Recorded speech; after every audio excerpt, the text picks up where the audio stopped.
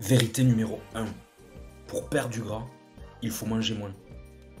T'en penses quoi, toi? Écoute bien le témoignage, on en parle juste après. J'avais une idée assez vague d'un régime alimentaire, de la façon dont on devait maigrir. Ça modifie un peu voilà, tous les a priori qu'on a. Quand on voit les menus au début, on fait waouh. Mais si c'est pas possible de maigrir en bouffant autant, c'est inconcevable. Ça a attaqué dès le début, la première semaine, et surtout, sans avoir faim.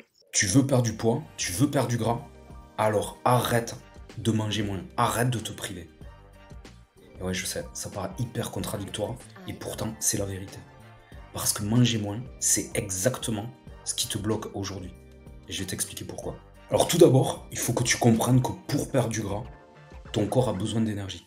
Pas seulement pour survivre, mais aussi pour bouger, pour faire du sport, et aussi pour rester motivé sur le long terme.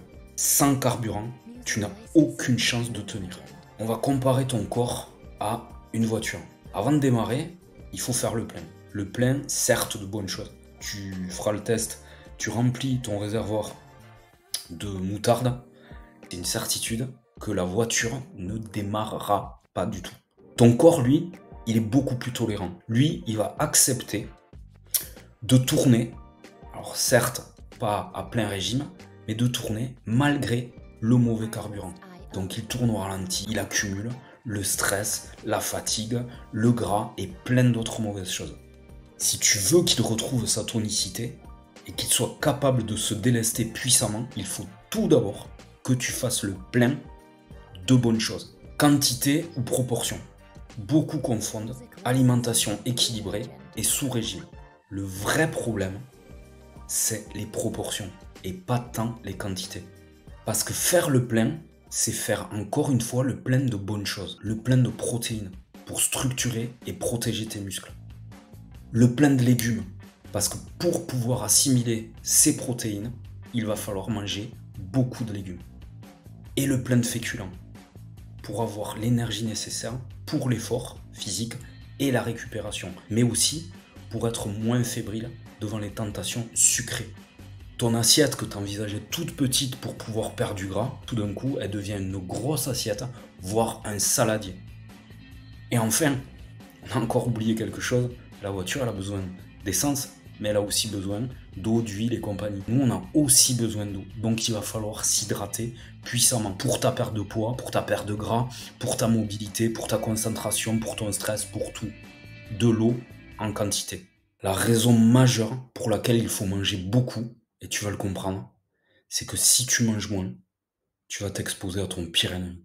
Le pire ennemi de ta motivation, c'est la faim. La faim réveille le côté obscur de ta force. C'est une catastrophe. Tu tiens un jour, 2 jours, 1 semaine pour les plus courageux, 15 jours pour les fous furieux. Au bout de 15 jours, t'exploses. Et tous les efforts que tu as fait pour réduire tes proportions pendant 15 jours, tout explose en un repas, 2 repas. Craquage, frustration, effet yo-yo garanti. Ton estomac, mais aussi ton cerveau, ont besoin d'être rassasiés pour être rassurés et te laisser en paix. C'est seulement dans ce cas-là que tu vas tenir sur la durée.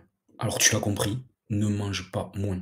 Alors mange plus, voire beaucoup plus, mais mange mieux.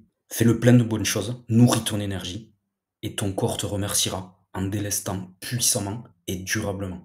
Et si tu n'es toujours pas convaincu, regarde les témoignages qui suivent, et on se retrouve dans la prochaine vidéo. Les recettes sont super intéressantes, super bonnes.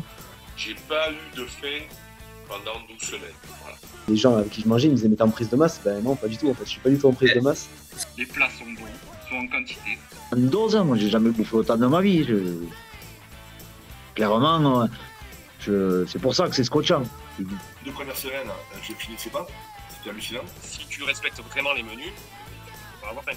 Sincèrement, ça fait vraiment du bien.